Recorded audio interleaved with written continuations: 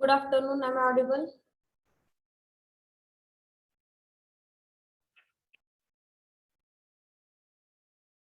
Yes. Okay.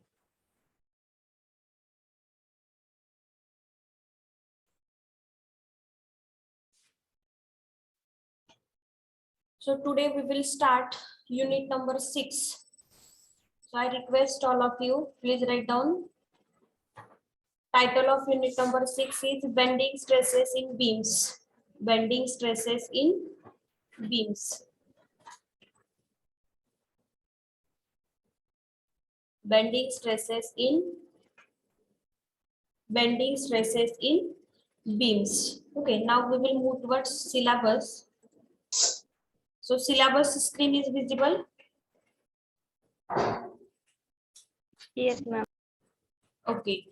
So first we will write syllabus and then we will start. Please write down syllabus of unit number 6. Simple bending theory. Simple bending theory. Swalpaviram. Pure bending theory. Pure bending of beams. Okay. Pure bending of beams. Pure bending of beams. Swalpaviram. Flexure formula. Flexure formula. Flexure formula.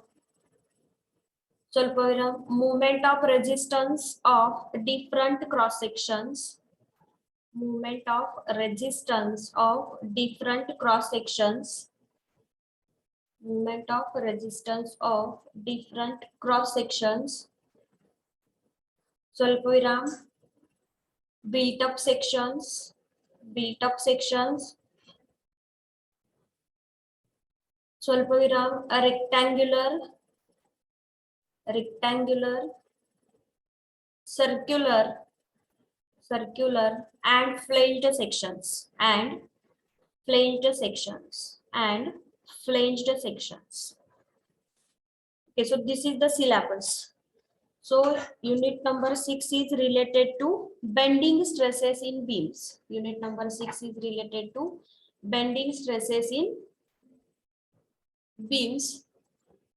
Okay, so in unit number 1, already we have discussed types of stresses. So how many types of stresses?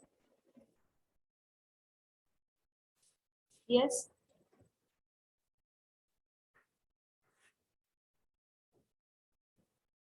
How many types of stresses?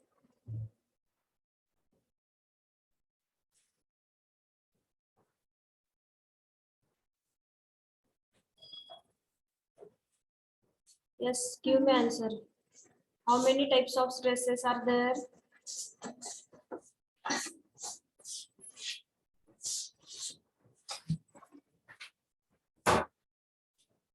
Am I audible? Huh?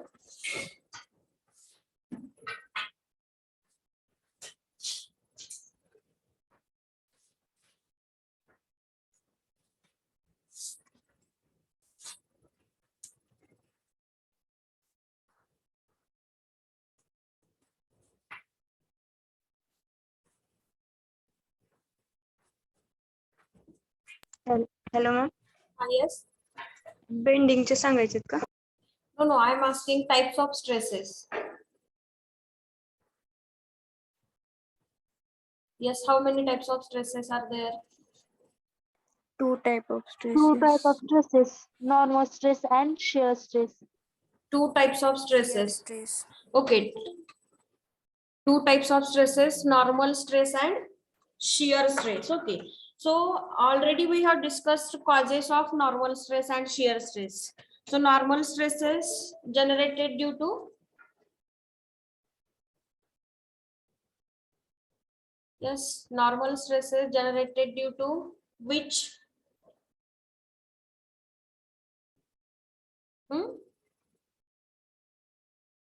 Basically, we have discussed there are two types of stresses. First one is normal stress and second one is shear stress. Okay. Second one is shear stress. So already in unit number 1 we have discussed causes of normal stresses and causes of shear stresses. So causes of normal stresses are axial force, and second one is the, Bending moment. yes, second one is the bending moment. And causes of shear stresses are, okay, torsion, good. Then shear Shear force, force. shear shear force, load, in beam, and third one is, shear load, okay, shear load in beam. Okay, so basically stress means internal resistance per unit area. Already we have discussed there are two types. First one is normal stress and second one is shear stress.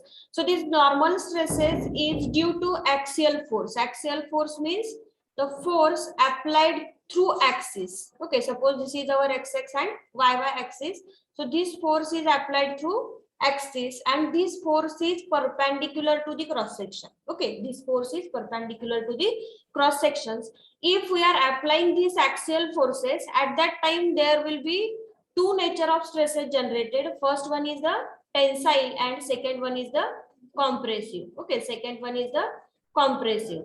So whenever we will calculate stress due to this axial force, at that time stress distribution is uniform. At that time stress distribution is uniform for this axial force. But if we are going to apply movement, at that time this stress distribution is not uniform, this is varying. Okay, after that we will move towards this shear stress. So shear stress means force applied along the cross section, force applied along the cross section. So this type of stress is called as shear stress. And this shear stress is due to, first one is torsion, second is shear force in beam, and then shear load. So if we apply these forces or this type of causes, then you will get shear stress. Okay, after that we have discussed due to axial force normal stress will be generated. Okay, normal stress will be generated, and due to this torsion two types of stresses will be generated, normal stress as well as shear stress. So we have to combine this normal stress and here normal stress, and we have to convert into one stress. Already we have discussed in unit number 2 and 3. So if there are two or more than two stresses are there, so at that time we are combining these stresses and we are converting into one stress, and this is called as which type of stress?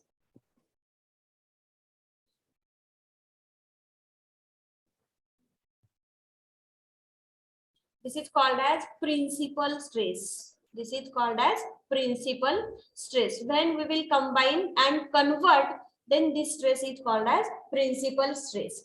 Okay, we are dealing with this theory, but how to check this structure or this member is structurally fit or not? By using which concept? We will check this member is structurally fit or not.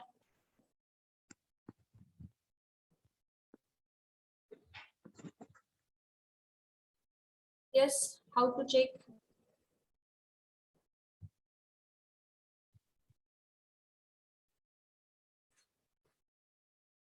For that, we have discussed unit number 4. What is our unit number 4? Theories of elastic failure. Theories of elastic failure. Elastic failure. So by applying 5 theories, in this total 5 theories, and we are checking the structure is structurally fit or not by applying these 5 theories. Okay, so this is the theory related to this bending stresses. Now we will move towards our actual syllabus. So I request all of you, please write down first point, pure bending. First point, pure bending.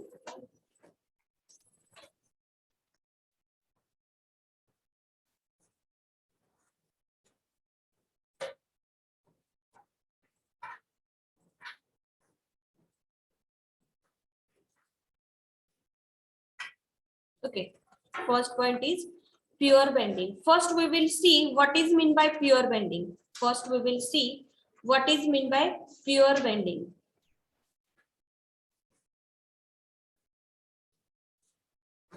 Pure bending. First we will write definition, then I will explain. So please write down definition. What is meant by pure bending? The condition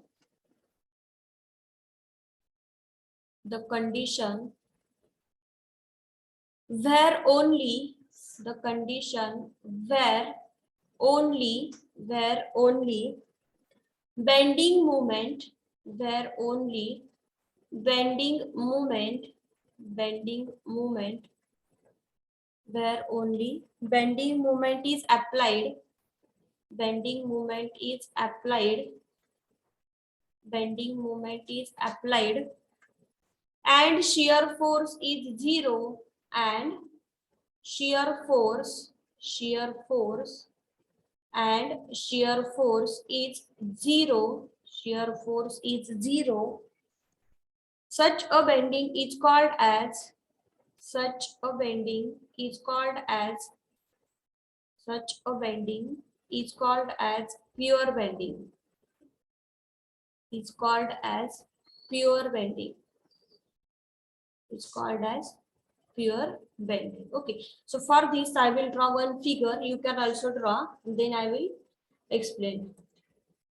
So suppose this is overhanging beam.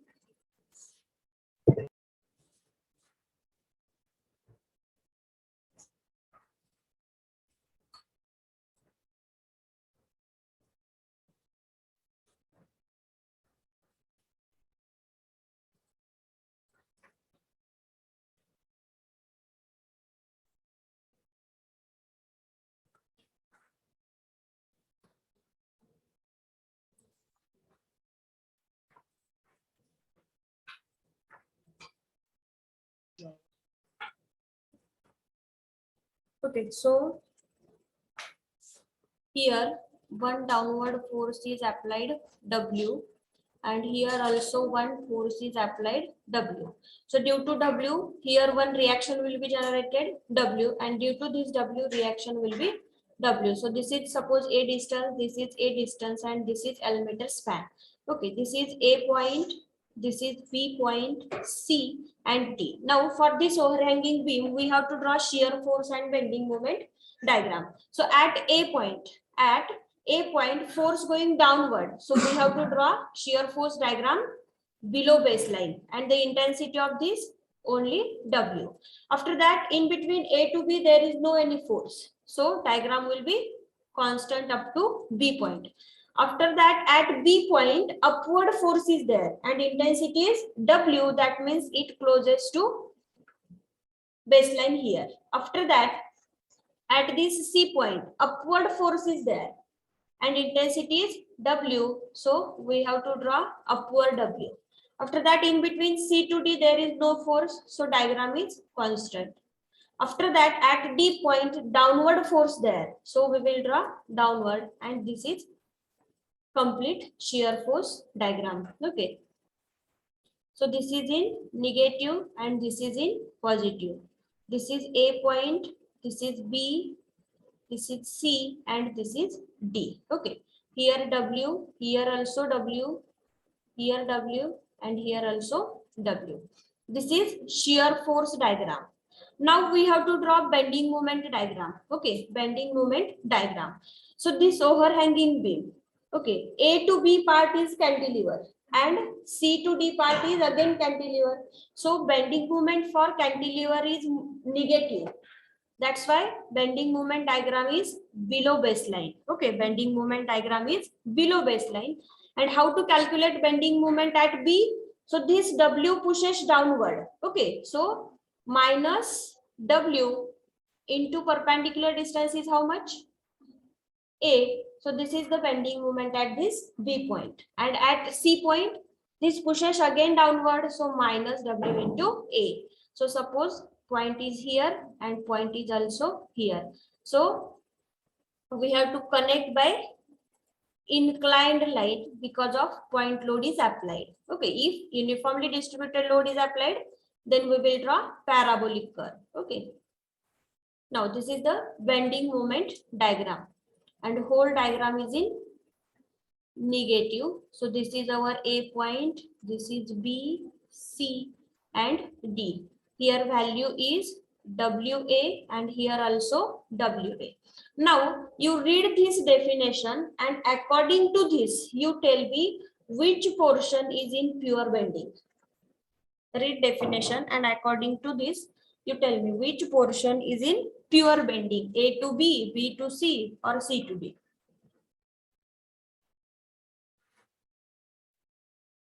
First read carefully, then I give answer. Which portion?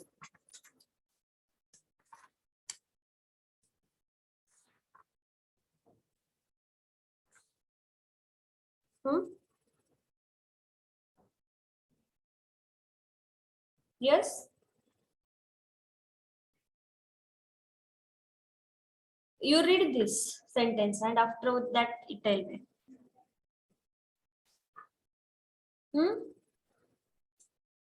Yes, fast.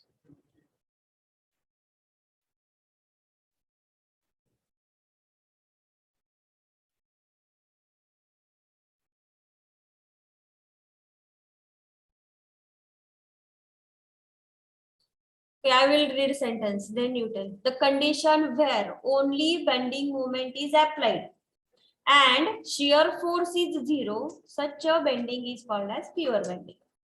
So you mark this part. Which part is there at that? In that part, only bending moment is present and shear force is zero.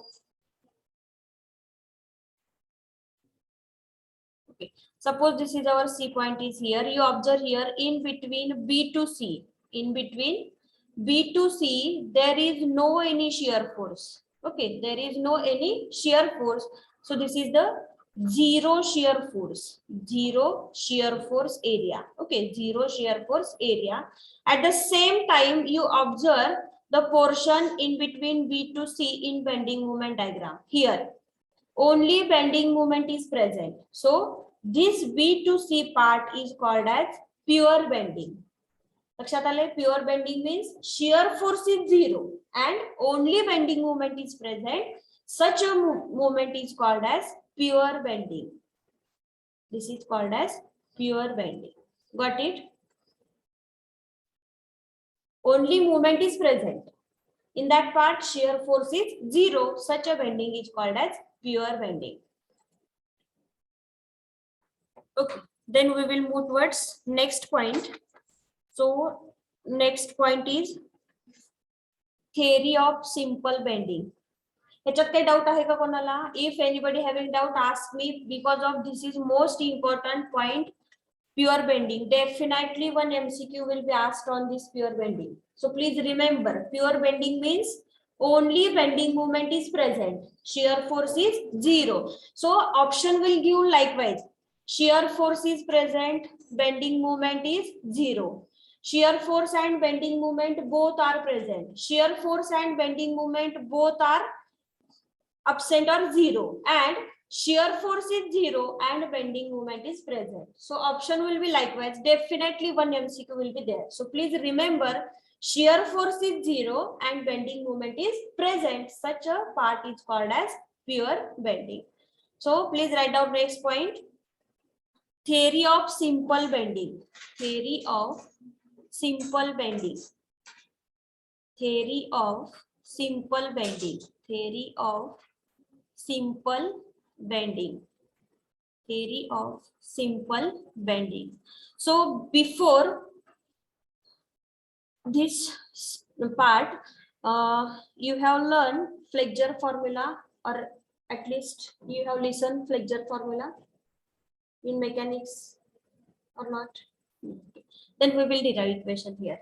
So under this point, we have to derive one flexure formula. Okay, I will write here formula, then I will explain. M by I, which is equal to sigma by Y, which is equal to E upon R.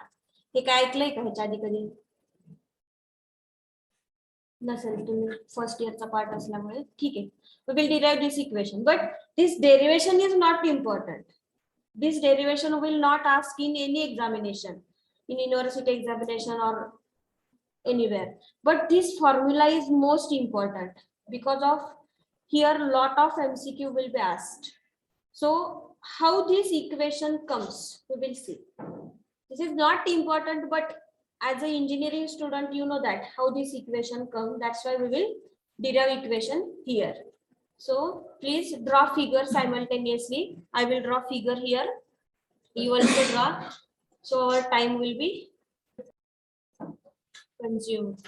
So I will draw figure. You can also draw fast. First, we will draw one beam.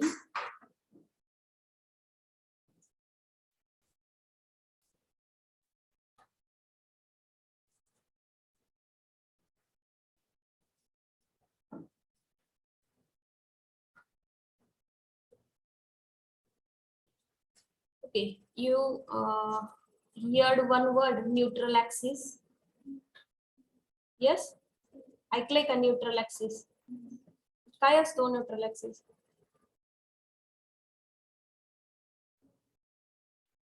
मधून जात असतो त्यालाच फक्त neutral axis म्हणतात का?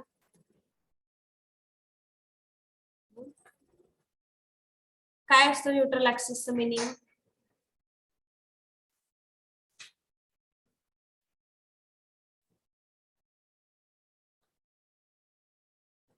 माहितीये का कोणाला?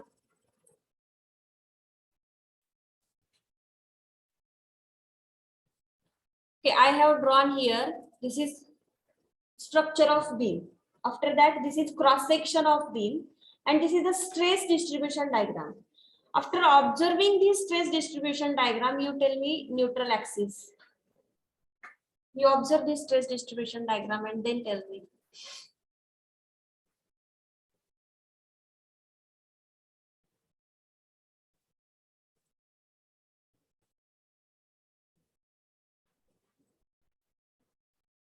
काय त्या न्यूट्रल ऍक्सिसला?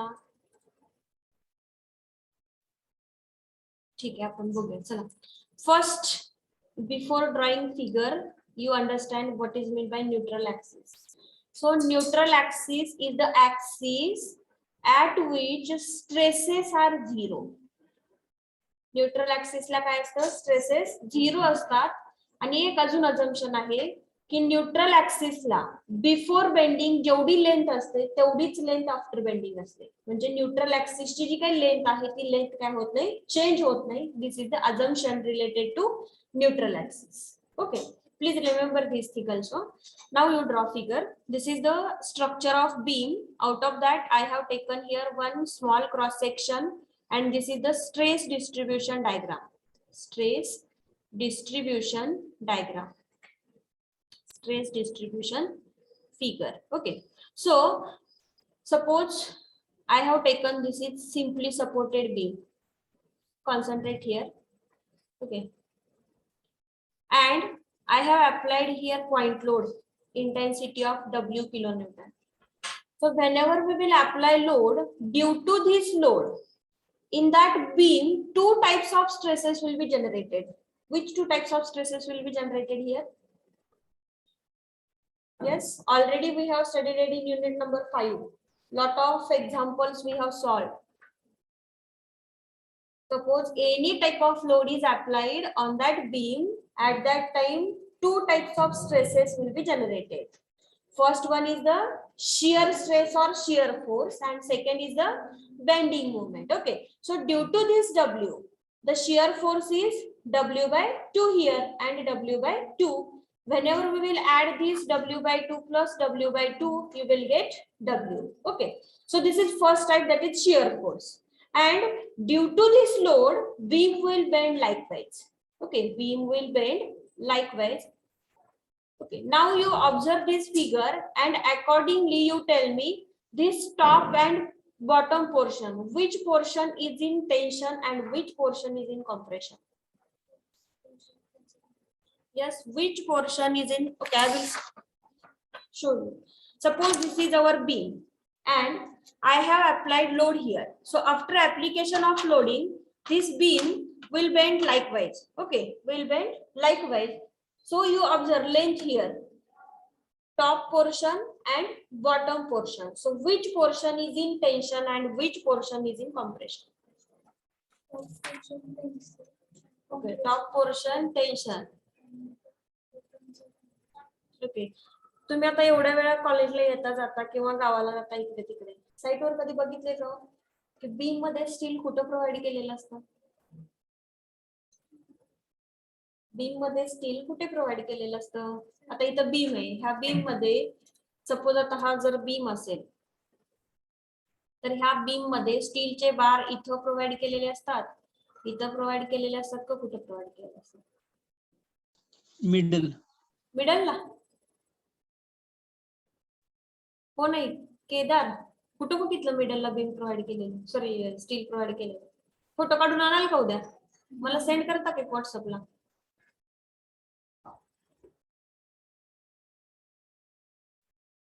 कुठे प्रोव्हाइड केलेलं असतं स्टील? साईडला.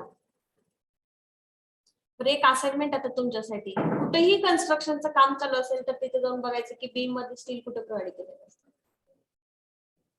कुठेही जिथे तुम्हाला पॉसिबल आहे, कॅम्पस मध्ये असेल तिथे बघा, जाता येता कुठे दिसत असेल तिथे बघा, किंवा एक ज्या दिवशी सुट्टी आहे त्या दिवशी जाऊन बघा तुम्ही बीम मध्ये स्टील कुठे प्रोव्हाइड केलेलं असतं. Before that you tell me steel is strong in which? Tension or compression?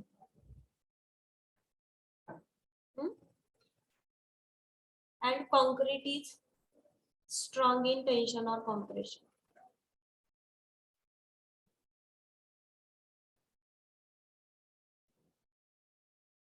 Concrete is strong in compression. Okay, good. Concrete is strong in compression. Then steel, Mm, which one? Tension Tension. or compression? Tension. Tension. So please remember, steel is always stronger in tension. Steel is always stronger in tension and concrete is stronger in compression. बघ आपण कॉन्क्रीटच्या cube वरती compressive test घेतो. Compressive test घेतो म्हणजे काय होतं, तर त्याच्यावर लोड अप्लाय केल्यानंतर without giving any indication this beam fails और दिस क्यूब फेल्स, म्हणजे कुठलीही वॉर्निंग न देता तो क्यूब काय होतो, फेल होतो. त्यामुळे त्याच्यात काय होतं तर कॉम्प्रेशन जास्त असतं. तर स्टीलवर जर तुम्ही बघितलं तर आपण युटीएम वर टेन्साईल टेस्ट परफॉर्म करतो. या साईडला टेन्साईल लोड अप्लाय केलेला असतो आणि या साईडला टेन्साईल लोड अप्लाय केलेला असतो. तर हा रॉड फेल होण्याच्या पूर्वी त्याचं नेकिंग रिजन येतं. आपण स्ट्रेस स्ट्रेन कर्व बघितलेला आहे. तर तो रॉड फेल होण्याच्या पूर्वी इंडिकेशन देतो की बाबा माझी लोड कॅरिंग कॅपॅसिटी संपलेली आहे, मी आता फेल होणार आहे. सो steel is always strong in tension and concrete is strong in compression. So steel bars are provided at the bottom. Steel bars are provided at the bottom and supplementary reinforcement 1 or 2 bars are provided here, or development bars are provided here. Okay, so you observe this figure.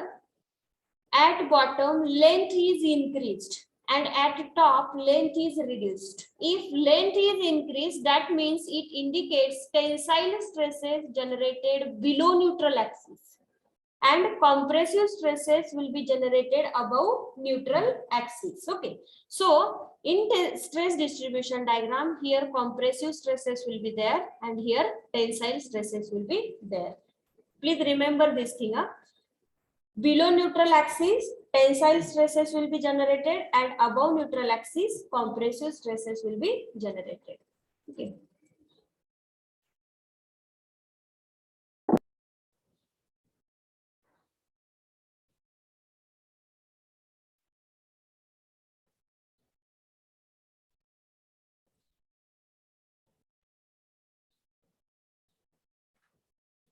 So this is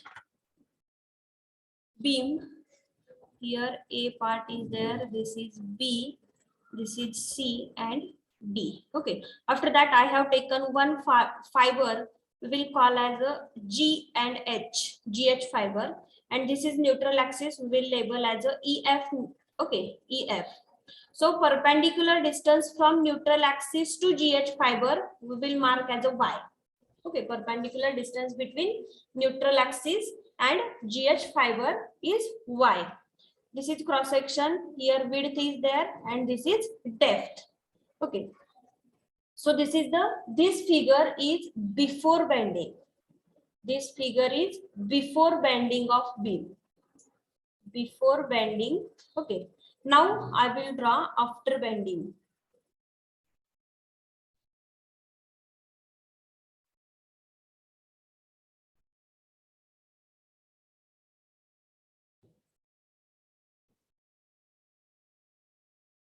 Okay, beam will bend likewise, and when we will connect these two ends, you will get this centroidal point. Okay, so this figure is after bending. So this is our B and D. So after bending, we will label as B dash and D dash. Now we will locate neutral axis. Please remember, the length of neutral axis before bending remains same after bending. That means the length of this EF fiber will not change before bending and after bending. So we will mark here, this is E dash, F dash. This neutral axis as a E dash, F dash. After that, we will mark our GH fiber. So we will label as G dash, H dash. So distance between this neutral axis and G dash, H dash is Y. Okay. Please remember one thing. Here theta angle will be there, and from this centroid to neutral axis, from this centroid to neutral axis, this is called as the radius of curvature R. This is called as a radius of curvature R up to this neutral axis. And this figure is after bending. This figure is after bending. Okay. Now we will write. So already we have discussed the length of neutral axis does not change after bending. Okay, so according to beam theory, I will write one sentence here. According to beam theory, according to beam theory, according to beam theory assumption, beam theory assumption, beam theory assumption, neutral axis remains same after bending, remains same after bending. So before bending, neutral axis is EF,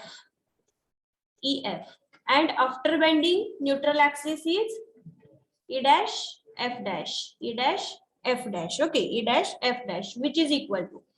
We will apply here R into theta concept, mathematical. So EF, which is equal to E dash, F dash, which is equal to R theta. Okay, which is equal to R theta.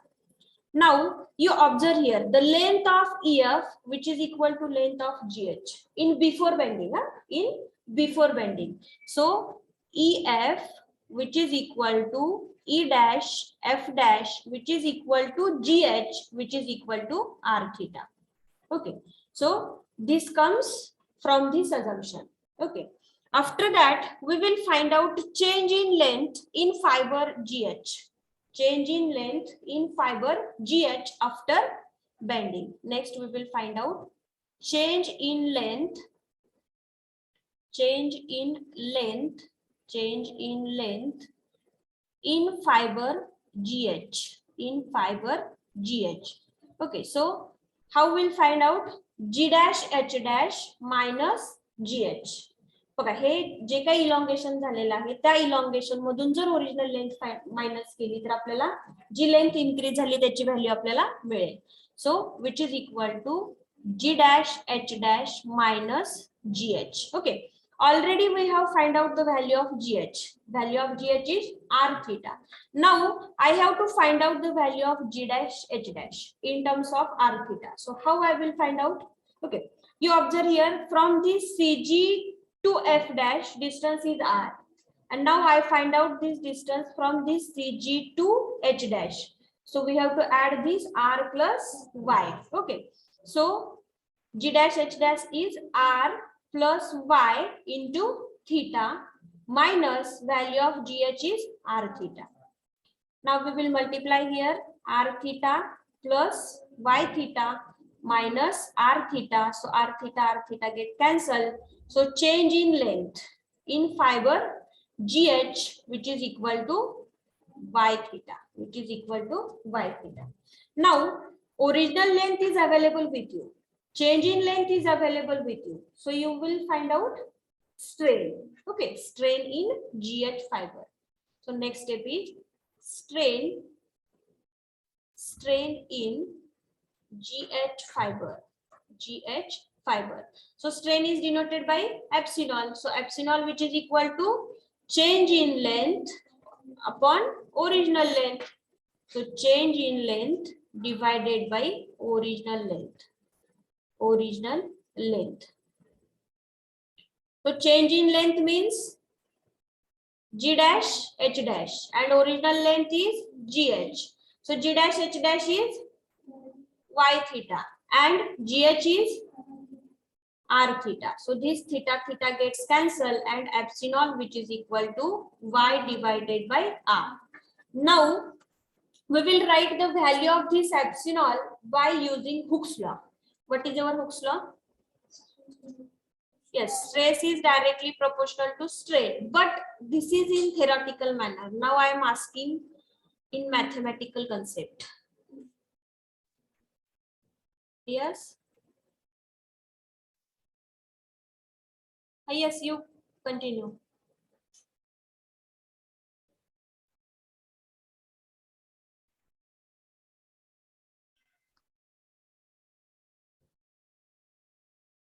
Yes. Okay, stress. Suppose stress in that fiber is sigma. Then epsilon, which is equal to, by using Hooke's law. By Hooke's law. So Hooke's law states that stress is directly proportional to strain. That is E into epsilon. So epsilon, which is equal to stress divided by Young's modulus. So we will write the value of epsilon in terms of sigma. So epsilon, which is equal to stress divided by E. Now, okay, now we will put this value of epsilon in this equation. Suppose we will call it, this is as A equation.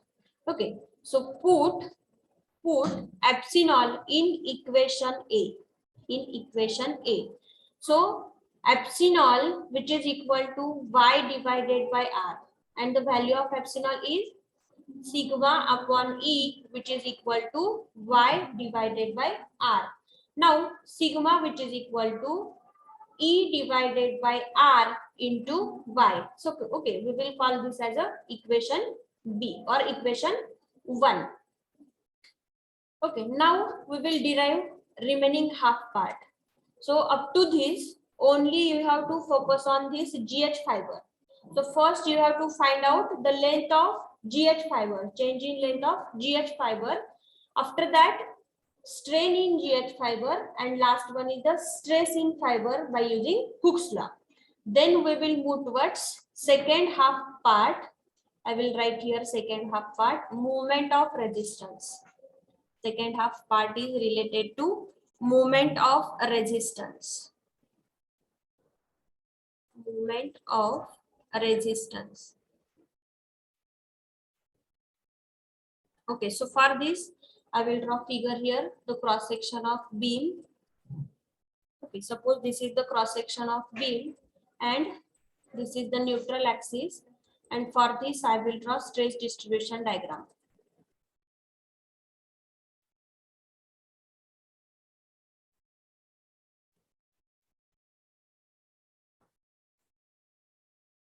Okay, so this is the width of beam, this is the depth of beam, this is neutral axis.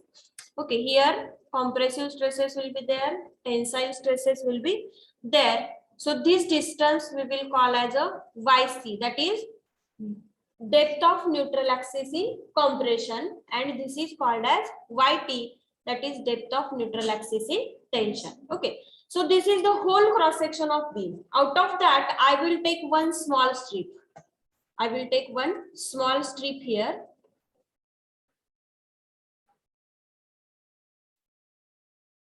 Okay, one small strip. And the distance of this strip from neutral axis we will mark as a y. Okay. So already we have derived equation sigma, which is equal to E divided by R into Y. Okay, already we have derived. Now we are considering only this small strip. So area of this small strip is del A. Area of small strip is del A. Okay, whenever we will consider this small strip, that means we are taking derivative. And if we are converting into whole part, that means we are taking integration. So here I have taken small parts. That's why the area of this small strip is del A. Now we have to find out here force because of this is stress distribution diagram. Okay, here stress is available and area is available. So if stress is known and area is known, from this you have to find out force. So how you will find out the force by using this stress and area? Okay, already we have, okay, first I will write here thrust or force, thrust on elemental area, on element area. So element area means this strip. Okay, so thrust means force. Already you know that stress, which is equal to force upon area. So force, which is equal to sigma into A. So according to this concept, we are finding out force. So force, which is equal to sigma into area. So which is equal to sigma. The value of sigma is E divided by R, E divided by R into Y. And the value of area is del A. Okay, we are considering this only strip. So this is the force. Here we are going to apply. Okay, here we are going to apply. This is the force. Okay, now we have to find out movement due to this force about this neutral axis. Next step is you have to find out the movement about this neutral axis. So this force into perpendicular distance. Force is E by R into Y into del A and perpendicular distance is Y. That's it. Okay, so I will write here moment of resistance, moment of resistance, moment of resistance, resistance offered by element area, element area, element area, which is equal to moment of thrust, moment of thrust, moment of thrust about neutral axis, about neutral axis,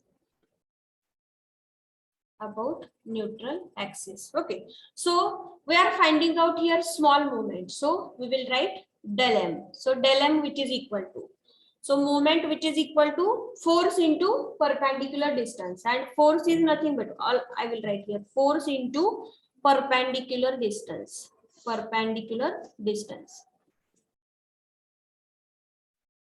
So force is already we have calculated, and force is E divided by R into Y into del A. So del M, which is equal to del M, which is equal to E divided by R into Y into del A into perpendicular distance is Y. So what is moment? Del M, which is equal to E divided by R into Y square del A. Okay. So this is moment of small portion. This is the moment of small portion. Now we will find out total moment. Total moment. Total moment of resistance. Total moment of resistance. So whenever we have to find out total moment of resistance, at that time M, which is equal to summation of del M from this YT to YC. बघा आपण काय केलं small स्ट्रिपची movement find out केली पण आता आपल्याला काय करायचंय होल क्रॉस सेक्शनची काढायची म्हणजे बॉटम पासून ते टॉप पर्यंत तर बॉटमचं काय आहे आपलं हे YT to YC YT to YC so which is equal to summation of YT to YC the value of del M is E divided by R into Y square del A. Now we will take this E by R common. So m, which is equal to E divided by R, and what is remaining in summation? Y square del A. So please remember, this y square del A means moment of inertia. This is called as moment of inertia. Moment of inertia, or this is also called as second moment of area. This is also called as second moment of area. Second moment of area. So now you tell me, moment of inertia is denoted by using which letter? So m, which is equal to E divided by R into I. Moment of inertia is I. Now I will rearrange this. So m by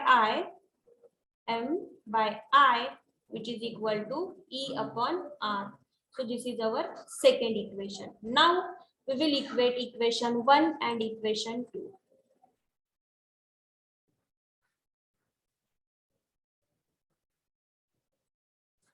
Okay, already we have calculated.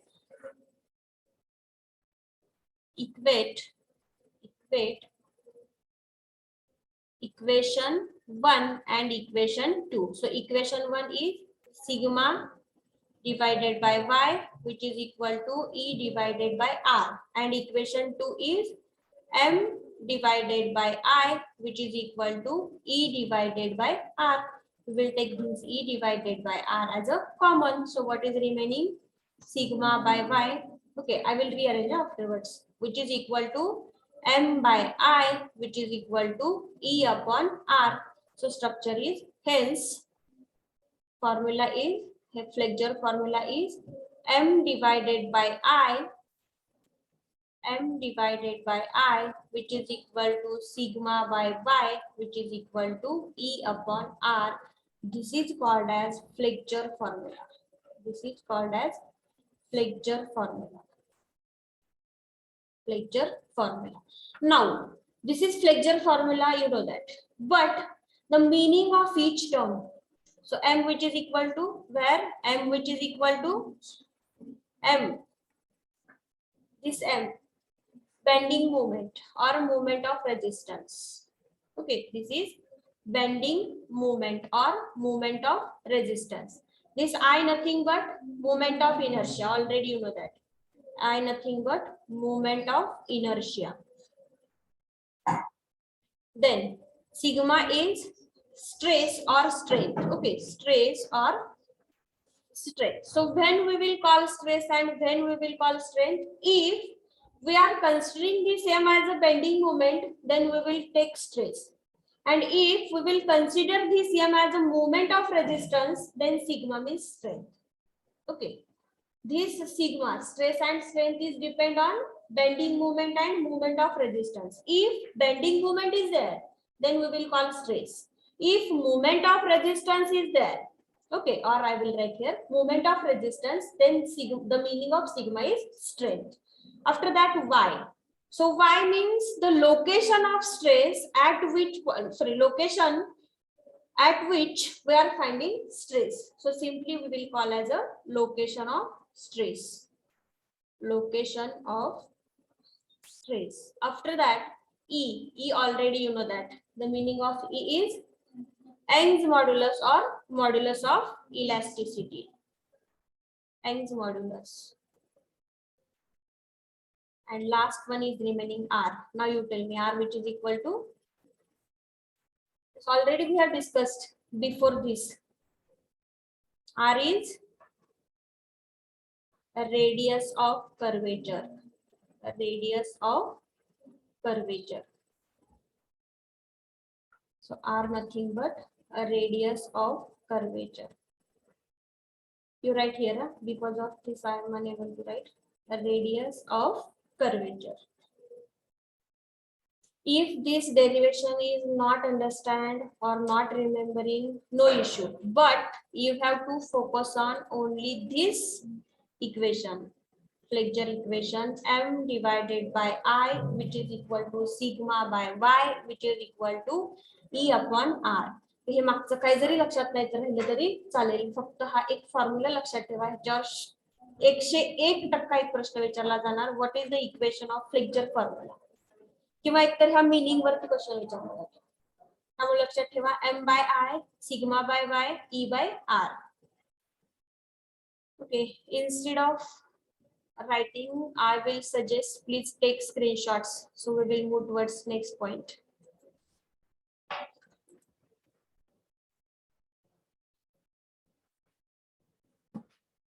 Take screenshots.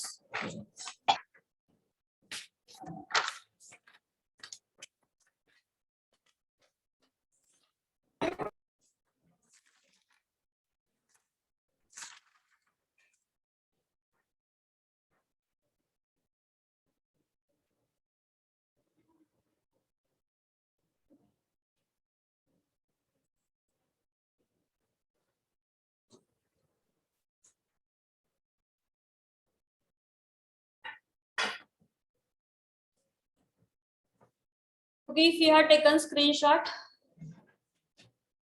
Yes, shall I? ma'am. Yes, shall I move towards next point? So next point is related to theoretical assumptions in theory of pure bending. Write down next point. Assumptions in theory of pure bending. Assumptions in theory of pure bending.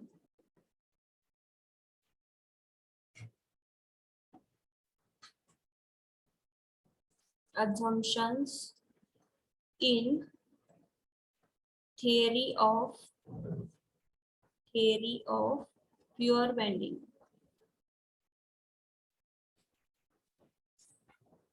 Okay, simultaneously you can also write with me. So first we will write first assumption. First assumption, the beam is subjected to beam is subjected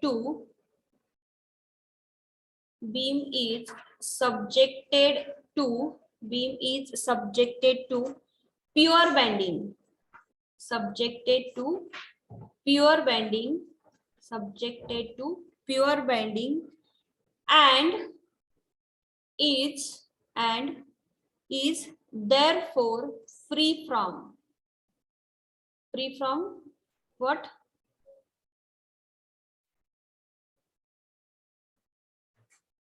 Free from shear force. Free from shear force. Okay, this is first assumption. After that, first we will write, then I will explain. Second assumption, material is, this is very common assumption. Material is homogeneous and isotropic. Homogeneous and isotropic. After that, third assumption, Young's modulus is same. Young's modulus is same in tension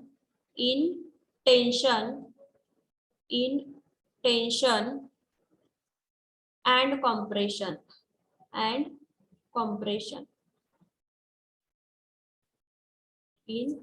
compression. Then after that, fourth assumption, section remains plane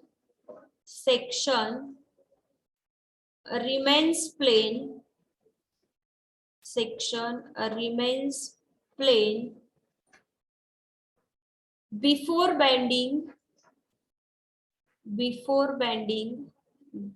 bending will remain plane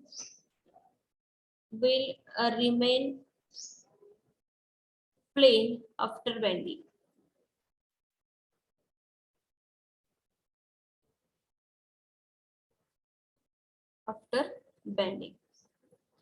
Then fifth assumption,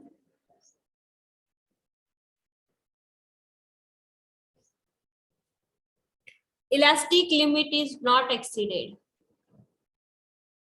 elastic limit is not exceeded.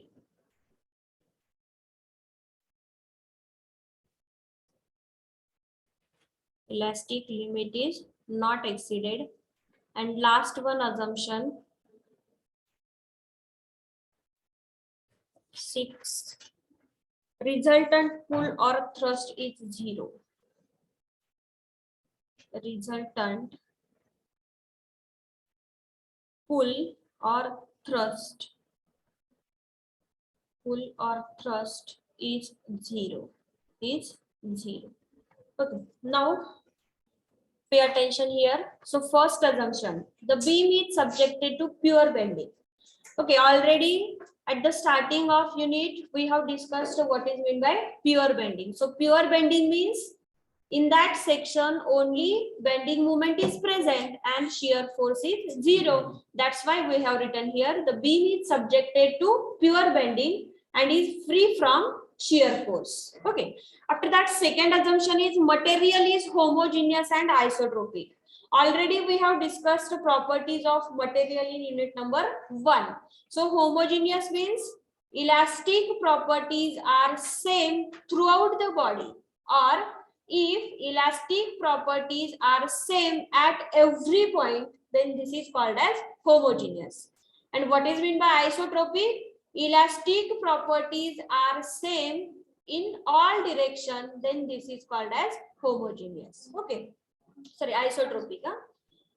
With respect to direction, then isotropic, and with respect to body or point, then this is called as homogeneous. Then third assumption is Young's modulus is same in tension and compression. Please pay attention here. Young's modulus is depend on type of material. Young's modulus is does not depend on type of nature. Okay, so the Young's modulus of steel and Young's modulus of concrete, both having different Young's modulus, but the Young's modulus of steel is 200 into 10 raised to 5 something, or 2 into 10 raised to 5. So this Young's modulus is same in tension as well as compression. So here one MCQ may be asked, Young's modulus is same or different for tension and compression, or Young's modulus is depend on type of material, does not depend on type of nature. After that, fourth assumption is section remains plane before bending, will remain plane after bending. So this is our stress distribution diagram. Okay, this stress distribution diagram will comes after bending. So please observe here, this line indicates this line is linear line. This line is linear line. That means section before bending and after bending remains plane. After that, fifth assumption is elastic limit is not exceeded. Already we have studied at stress strain curve. Okay, so up to this point elastic limit of proportionality, and up to this point elastic limit. So our Hooke's law obeys, or Hooke's law states that stress is directly proportional to strain, but up to elastic limit. That means this limit should not exceed it. After that, resultant pull or thrust is 0. So this is the stress distribution diagram. So when you will get the pull or thrust is 0 if stresses in compression or force applied in compression which is equal to force applied in tension, but magnitude is same but direction is different, then you will get resultant is 0. Got it? These are the 6 assumptions.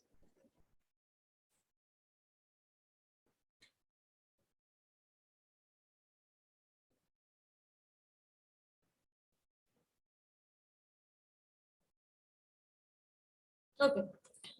Now, next part is related to section modulus. So please write down next point, section modulus.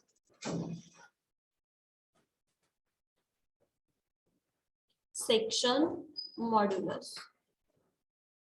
Section modulus is denoted by using Z, capital Z letter. Okay.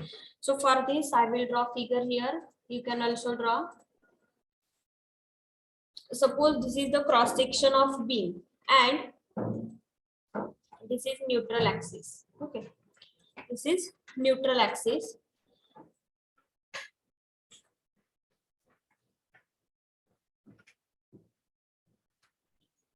This is the width of section and this is the depth of section. Okay, this is the depth of section. Please remember, this is depth of section. Suppose I have to find out maximum stress. I have to find out maximum stress. Then y which is equal to how much here? Okay, please remember. Suppose you have to find out maximum stress. Maximum means the location of stress from neutral axis to extreme fiber. Maximum stress means location of stress from neutral axis to extreme fiber. So at that condition, y should be y max. Y should be y max. And suppose I have to find out at this point stress. At that time, we will call as y max. No. So here we will assume this distance as a y. So we have to find out section modulus at extreme fiber. That means we have to find out at top or bottom of this cross section. So this distance is called as y max. Now one bending equation is available with you. So how to find out bending stress? Already you know that. Sigma, which is equal to m by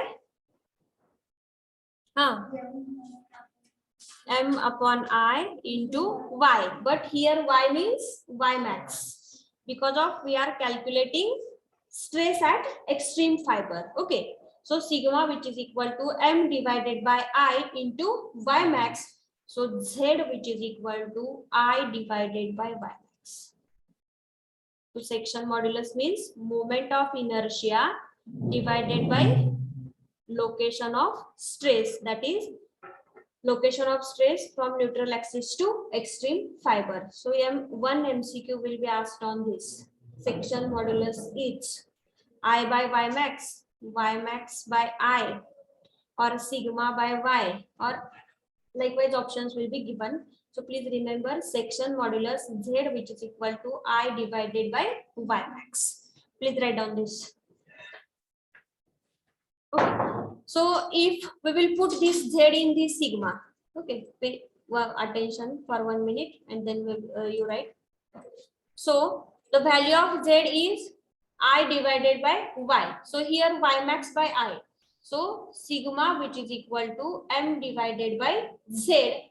This is the bending stress. We have to find out from moment and section modulus. But you have to find out moment of resistance. At that time, moment of resistance, which is equal to sigma into z. So here you have to focus only section modulus, but time being I am conveying this. So please remember section modulus is moment of inertia to the location of stress. Now you tell me what is the unit of section modulus? Unit of z. Unit. Now you tell me the unit of moment of inertia is meter raised to 4 or mm raised to 4. Okay, meter raised to 4 or mm raised to 4. And the unit of y max is meter or mm. So 1 mm and 1 mm gets cancelled. So the unit of section modulus is mm cube. If this equation is not asked, then definitely unit of section moment will, unit of section modulus will be asked. So please remember the unit of section modulus is mm cube, and the unit of this moment of inertia I, mm raised to 4, meter raised to 4 or centimeter raised to 4, and y max is in mm or centimeter or meter. So please write down this formula only. So we will move towards next point.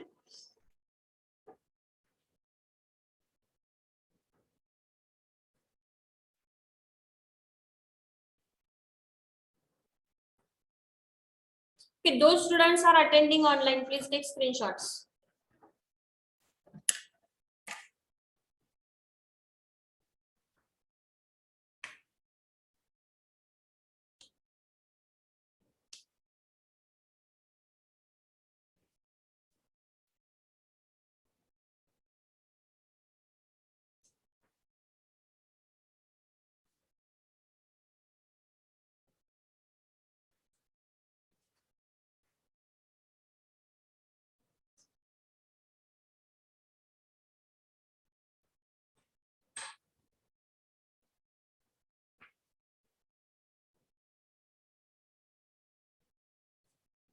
Okay, please write down next point. Movement of resistance of rectangular section or movement of resistance for a rectangular section. Next point. Movement of resistance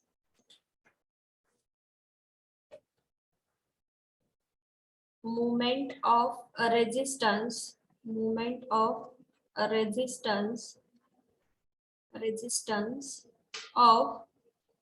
rectangular section a rectangular section. So first I will draw figure here.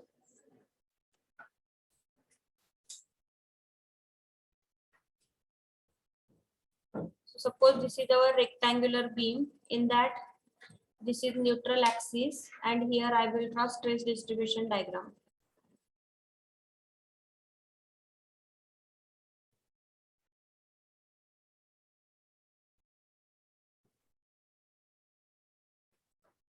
Okay.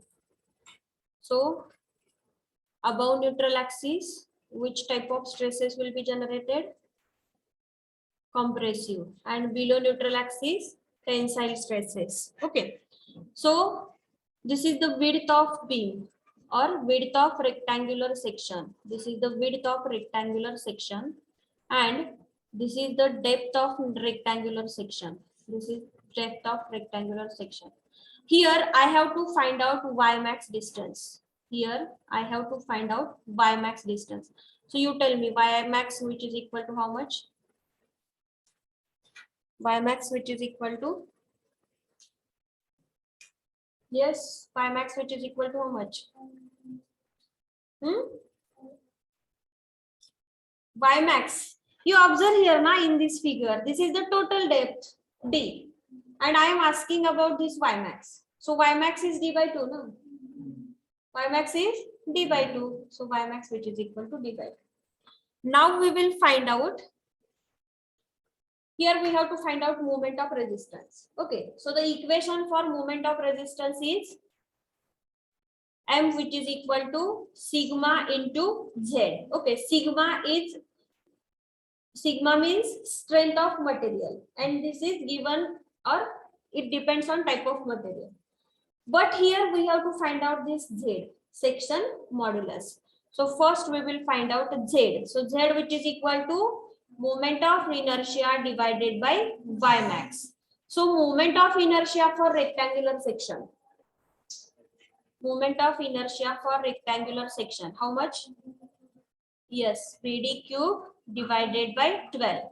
And y max already we have calculated, y max, which is equal to d by 2. Now I will substitute here values.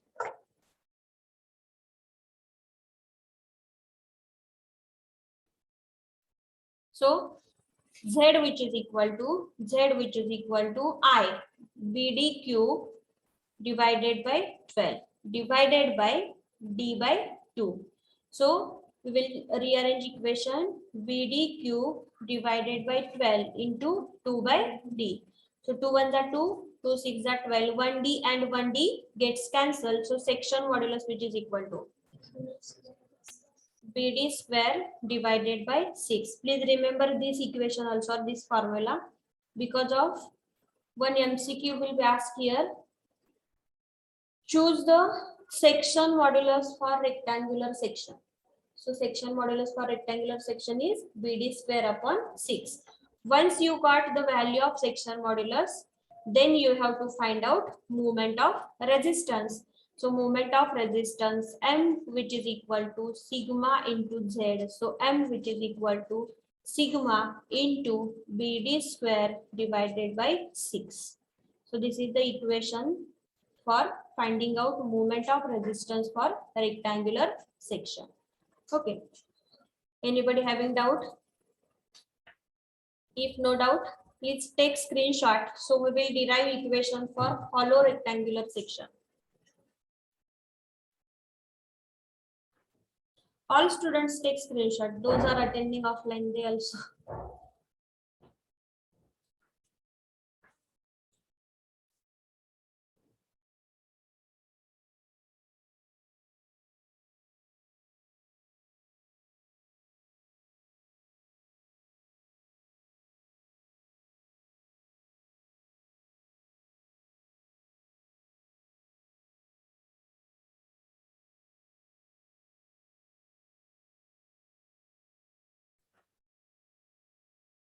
Yes, over.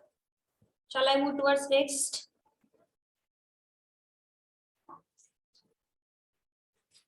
Snehal, Saili, Adishakti, Mansi. Yes, ma'am. Okay.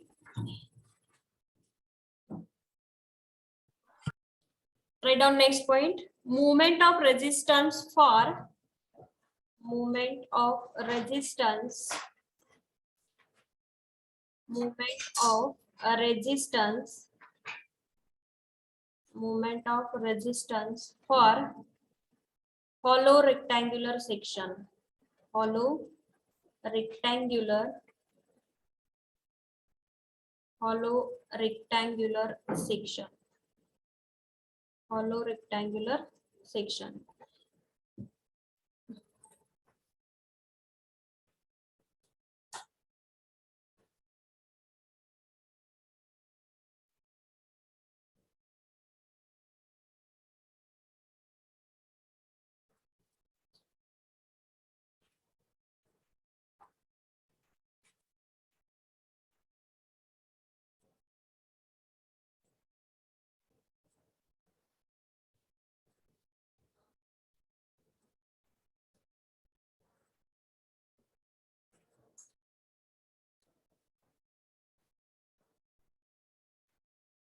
Okay.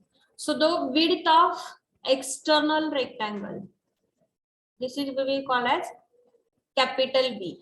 Okay, and depth of outer side rectangle we will call as capital B.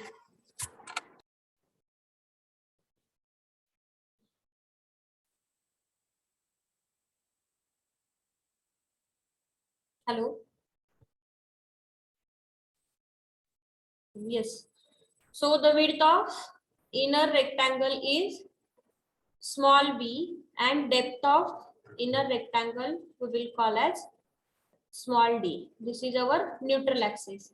Now in case we have to find out y max. So you tell me y max which is equal to how much? Yes, capital D by 2. So same procedure here we have to follow. M which is equal to sigma into Z. So first we have to find out Z. So Z is I divided by Y max. So moment of inertia for hollow rectangular section is capital BD cube by 12 minus small BD cube by 12. Okay, so this is the moment of inertia for hollow rectangular section.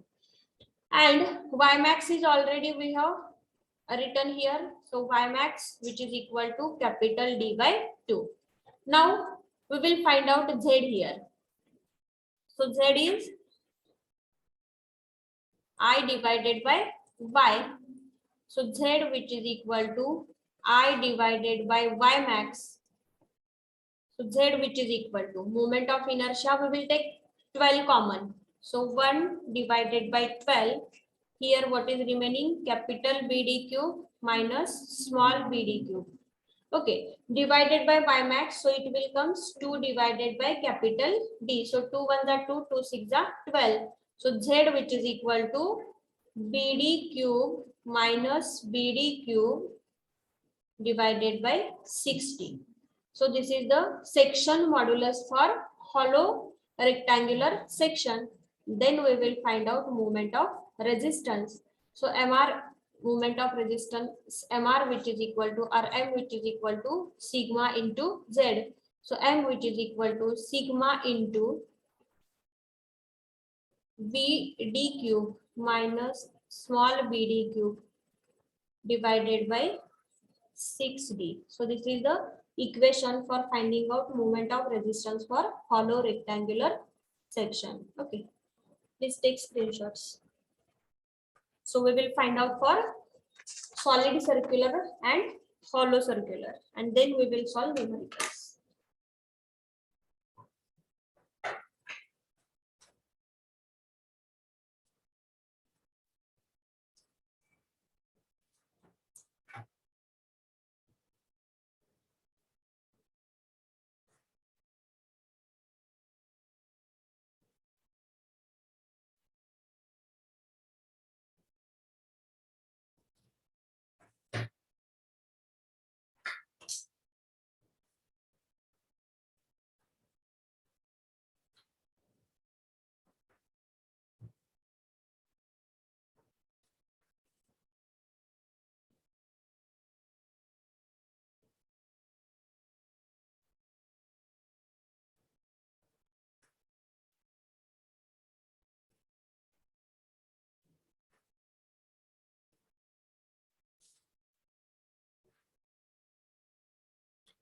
Okay, write down next point. Movement of resistance for circular section. Movement of resistance. Movement of resistance for circular section. For circular section.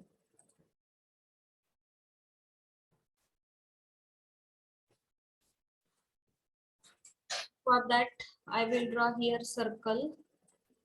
So suppose this is circular section. This is neutral axis. Suppose this is neutral axis and this is the diameter of circle.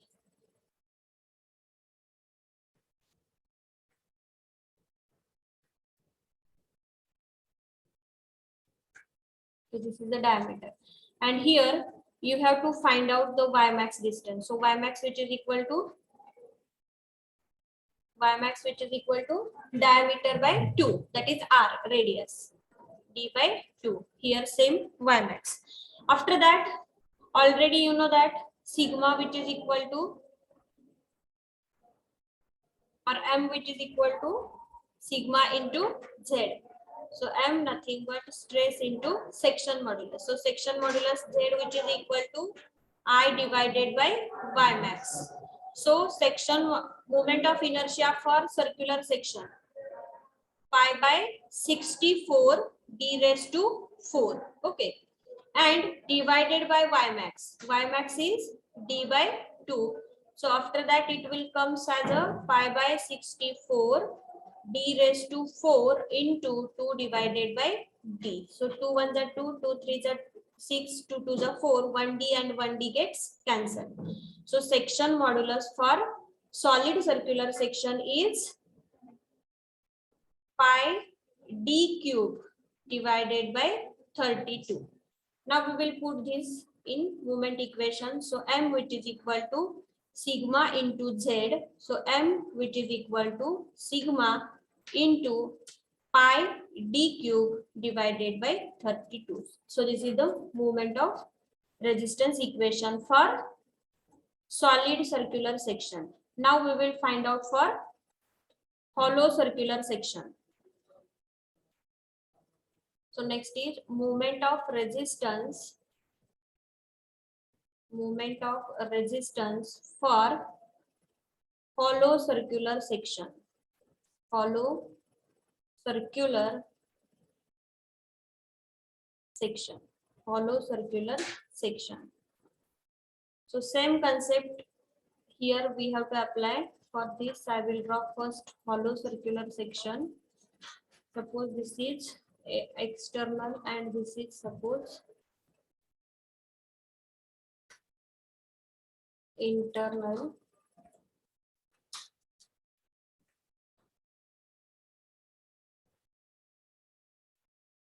Suppose this is neutral axis. The diameter of outer circle is capital D and the diameter of inner circle is small d. Okay. So this is our neutral axis. This is the diameter of outer circle, capital D, and this is the diameter of inner circle, small d. So y max is capital D by 2. Y max is capital D by 2. Same concept you have to apply here. Moment of resistance m which is equal to sigma into z, and z which is equal to I divided by y max. Now moment of inertia for hollow circular section is, yes, pi by 64 we will take common. Pi by 64 capital D raised to 4 minus small d raised to 4 divided by y max is already we have written d by 2. So z which is equal to pi by 64, here capital D raised to 4 minus small d raised to 4 into This 2 will go numerator and this is denominator. So 2 1s are 2, 2 3s are 6, 2 2s are 4. And d is remaining as it is. So section modulus is pi capital D raised to 4 minus small d raised to 4 divided by 32d. And after that, m which is equal to sigma into z. So m which is equal to sigma into pi capital D raised to 4 minus small d raised to 4 divided by 32d. So this is the equation for finding out moment of resistance for hollow circular section.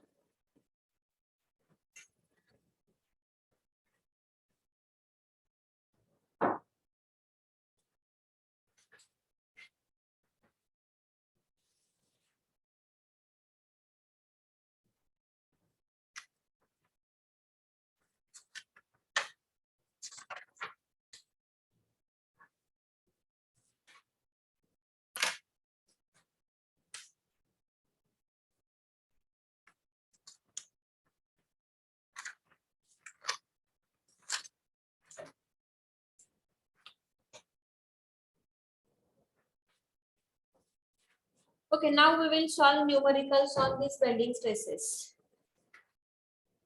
Okay, up to this, we have discussed a lot of theoretical points. We will just take revision from starting.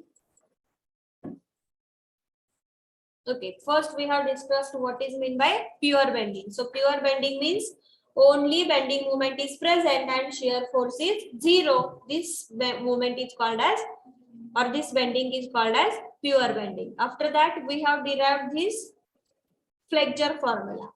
So flexure formula is m by I, which is equal to sigma by y, which is equal to E upon R. So trick for this remembering, may I forget you, Elizabeth Rani. Yes, please remember. May I forget you, Elizabeth Rani. So from this you remember. M may, so M, I, forget, that means stress, U, Y, Elizabeth, E, Rani, R. So that way you remember, because of definitely one MCQ will be there. Okay, so this is the flexure formula. After that, we have discussed assumptions. Total 6 assumptions. First is related to pure bending. Second is related to material, homogeneous and isotropy.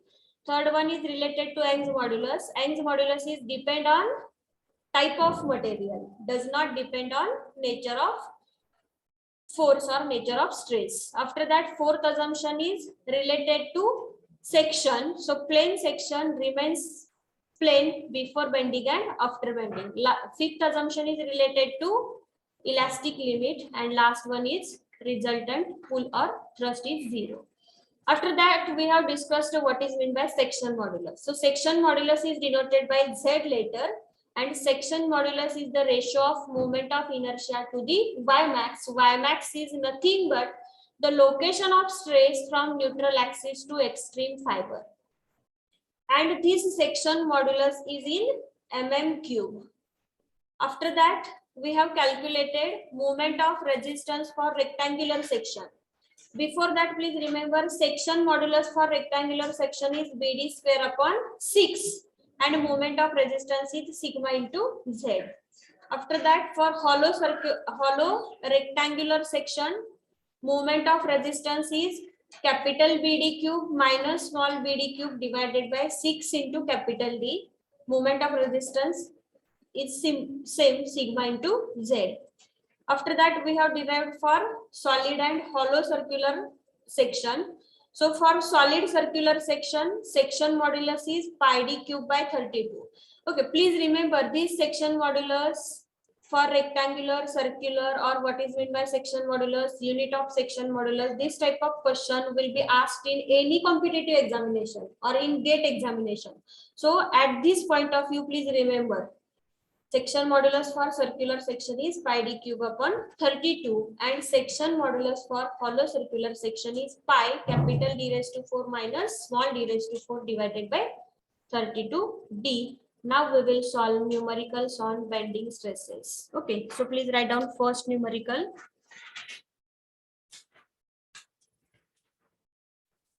A simply supported beam of simply supported beam of simply supported beam of 10-meter long 10-meter long is subjected to is subjected to is subjected to 10 kilonewton per meter UDL. 10 kilonewton per meter UDL throughout span.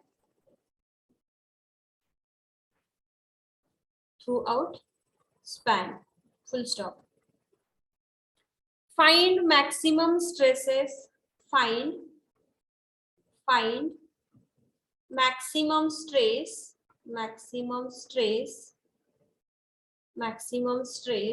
generated in the section. Maximum stress generated in the section. Full stop. Refer figure below. Refer figure below. Okay, I will draw figure. Simultaneously, you can also draw. Then we will solve. Simply supported beam is given. Okay, and on that beam, which type of load is applied? Uniformly distributed load is applied, and one I section is given. I will draw here.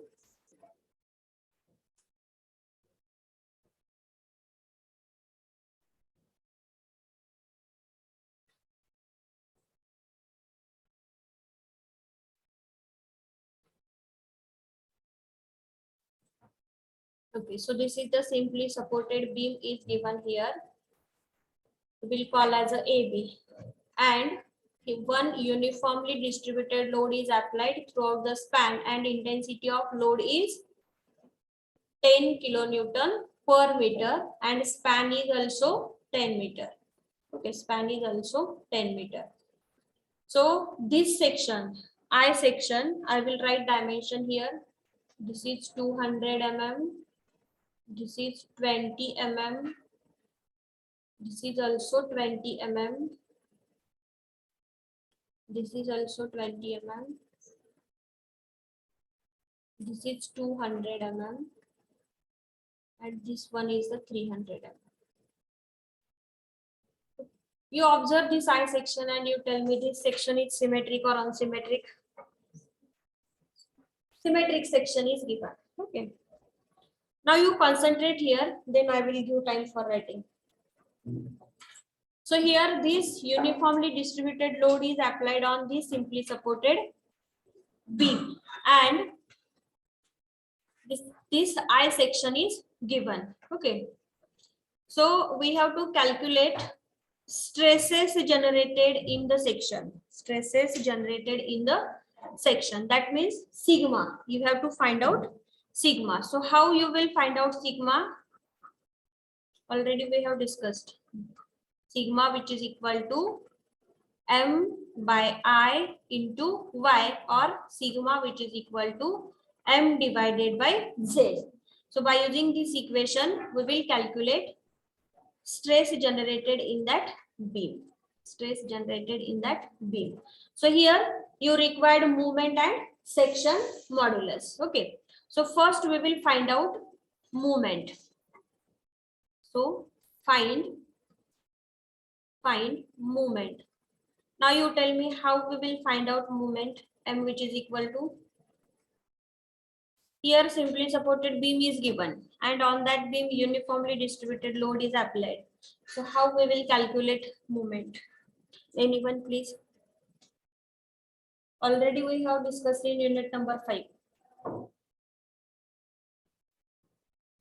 If simply supported beam and on that beam uniformly distributed load is applied, then movement which is equal to,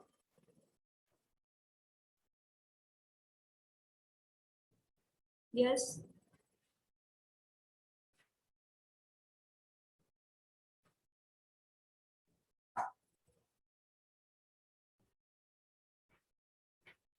How we will calculate?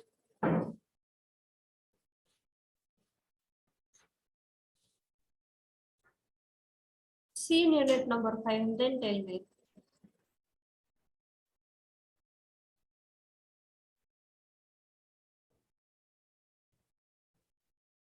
In starting of unit number 5, we have derived equation. Simply supported beam is here, intensity W, then yes, good, WL square by 8. So if simply supported beam and on that beam uniformly distributed load is applied, at that time moment which is equal to WL square by 8. So W is given 10 into span is given 10. So 10 square divided by 8. Calculate and tell me moment which is equal to how much?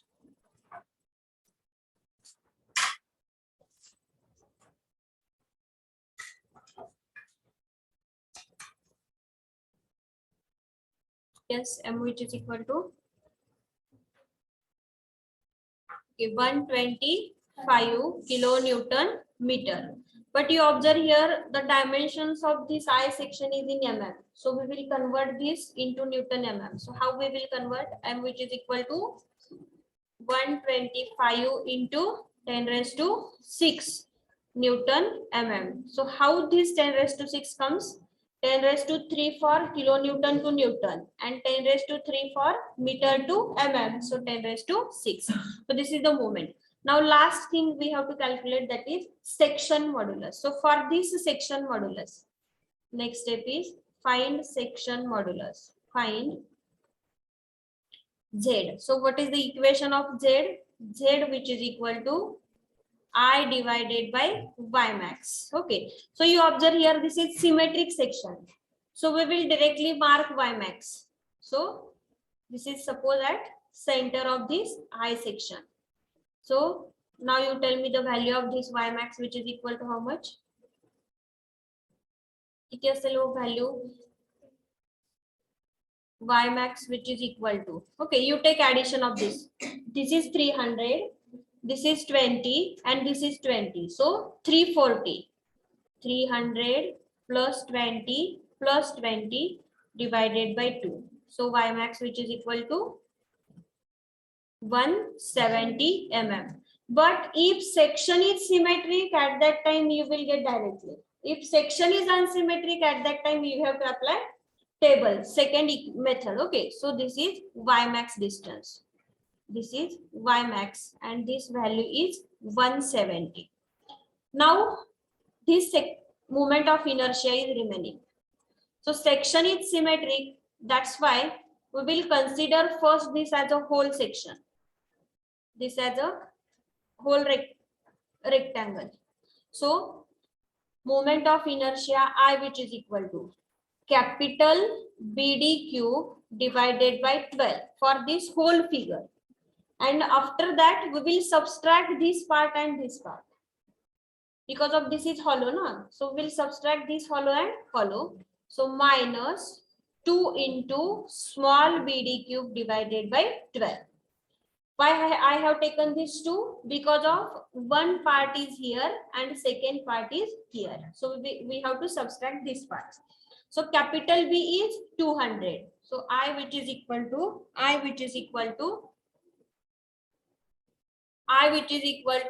200 into D.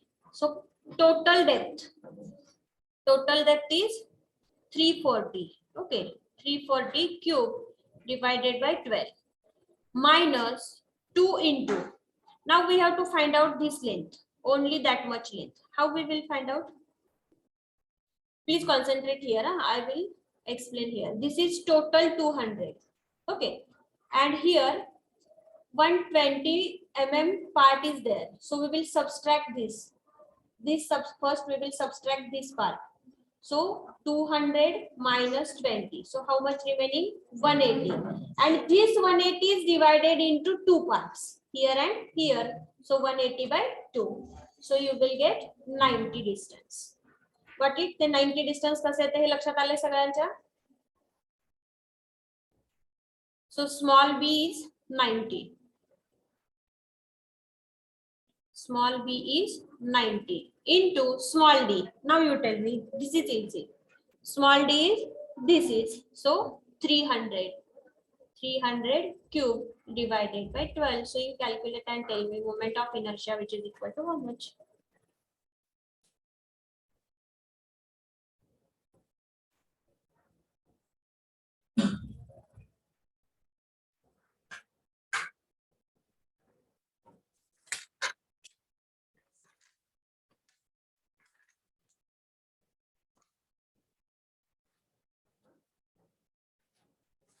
How much?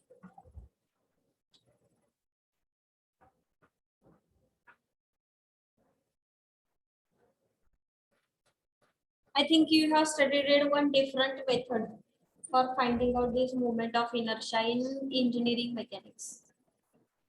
तुम्ही हे 3 part मध्ये divide करून पण find out करू शकता. तर ते 3 part मध्ये find out करण्यासाठी काय असणार आहे तुमचा moment of inertia for first plus moment of inertia for second plus third. So how to find out this moment of inertia for first? BD cube upon 12. But this is for rectangular and we are finding about this neutral axis. So plus area into y bar square. Y bar square. So this is for first figure. Then same for second and then same for third. So it will come same answer for this. जे तुम्ही कुठल्याही मेथडने find out केलं तर answer तुमचं same येणार आहे. एवढे calculation करण्यापेक्षा हे whole consider करून त्याच्यातून हे दोन फॉलो सेक्शन मायनस केले तरी इझी जातं. किती येतोय सांगा? हा yes fast.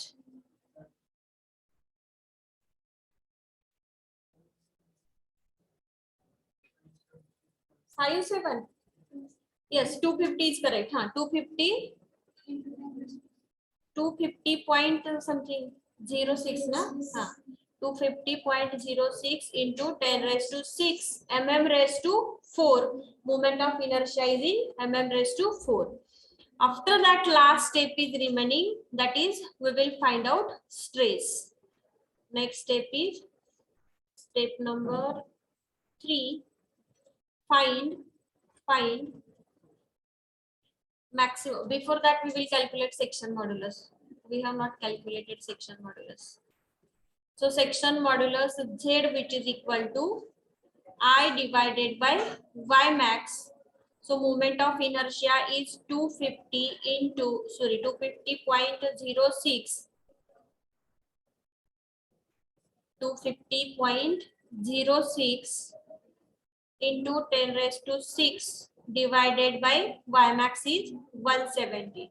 So Z, which is equal to, yes, 1.47 into 10 raised to 6 mm cube. So this is the section modulus.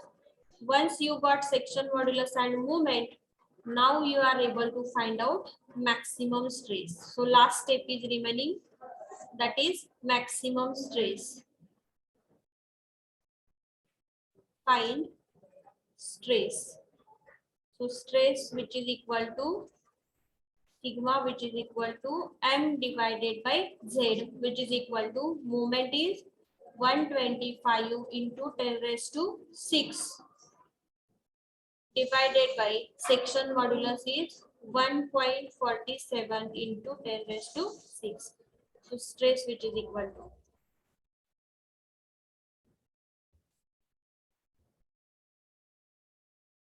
yes, stress which is equal to how much? 85.03 Newton per mm square. So likewise, you have to find out stress generated in beam. Okay. Anybody having any doubt? Please write down.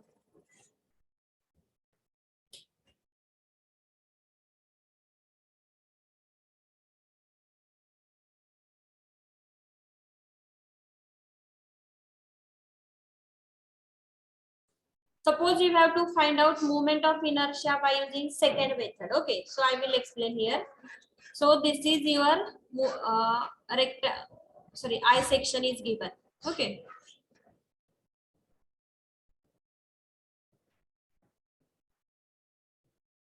So this distance is 200, this is 200, this is 20, this is 20, this is 300, and this one is 20. So our neutral axis is here at 170 mm. So we will find out by taking this as a base. म्हणजे आपण काय करूया, हा base आहे असं consider करूया आणि इथपासून फाइंड आउट करायला सुरुवात. So we will consider this is first section, this is second section, and this is third section. So moment of inertia for first section, which is equal to BD cube divided by 12 plus area into y bar square. Y bar square. So I1, which is equal to B for this first section is 200 into depth for this first section is 20 cube divided by 12 plus area is 200 by 20 into y bar. Now you concentrate here. Y bar means we are calculating moment of inertia about this neutral axis. Okay, about this neutral axis, and we are taking this reference. So y bar means CG of this first section to neutral axis. Y bar म्हणजे काय असणार आहे तुमचं, neutral axis पासून CG of this first section. मग ते काय येणार आहे तुमचं 170 minus 20 by 2 square. Okay, so this is the moment of inertia for this first section. So I1, which is equal to something value is there. Now we will focus towards this second section. So this is second section. Here same equation, BD cube divided by 12 plus area into y bar square. So for second section, B is 20 and D is 300. So B is 20 into 300 cube divided by 12 plus area is 20 into 300 into, now we have to focus on this here. So we are taking from this base. Okay, from base. So from this base to up to this distance is how much?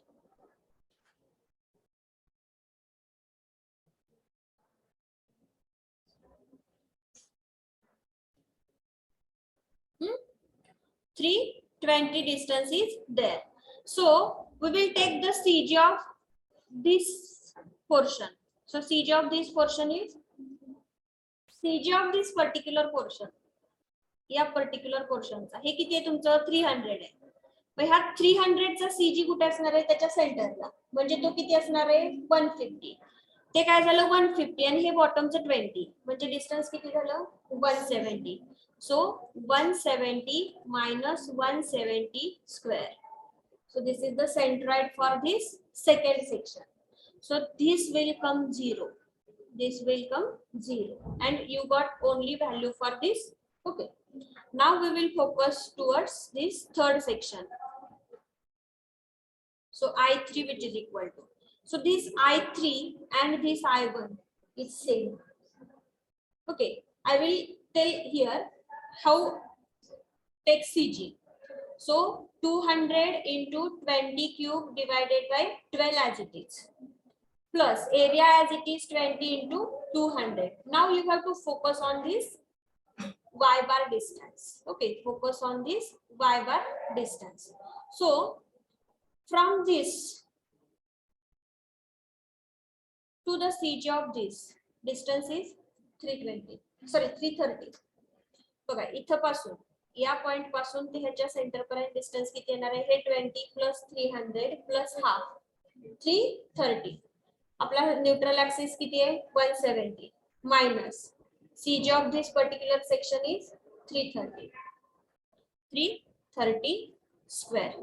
Now you calculate I3, I1 and I2 and after that take addition you will get same answer I, which is equal to 250.06 into 10 raised to 6. Please check. पण हे जरा थोडं अवघड जाते तुम्हाला y bar find out करण्यासाठी, म्हणून मी तुम्हाला सोपी मेथड इथे सांगितली की होल सेक्शन कन्सिडर करायचा त्याच्यातून हे दोन पार्ट मायनस करायचे. पण ही पण मेथड माहित असू द्या की सेपरेट कॅल्क्युलेट करू शकतो, पण इथं टार्गेट काय की तुम्हाला वाय बार व्यवस्थित घेता आलं पाहिजे. Y bar means distance from neutral axis to centroid of that particular section. ते कॅल्क्युलेट करायला जमलं तर चुकणार नाही, पण ते जर थोडं काही इकडे तिकडे मिस्टेक झाली तर मग तुमचा आन्सर चुकू शकते. This is second method.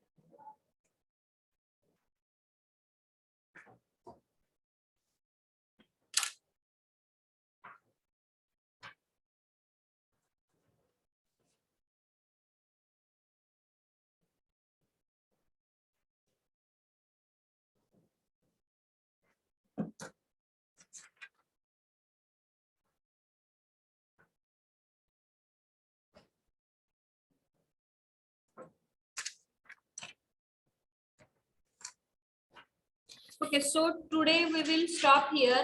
In next lecture, we will solve numericals on unsymmetric section.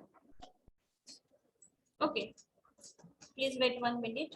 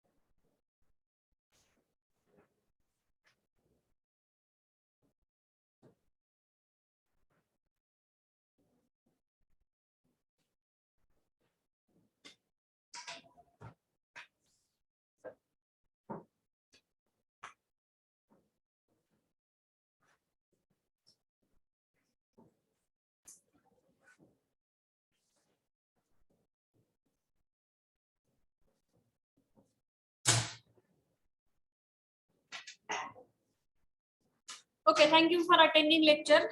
Thank you.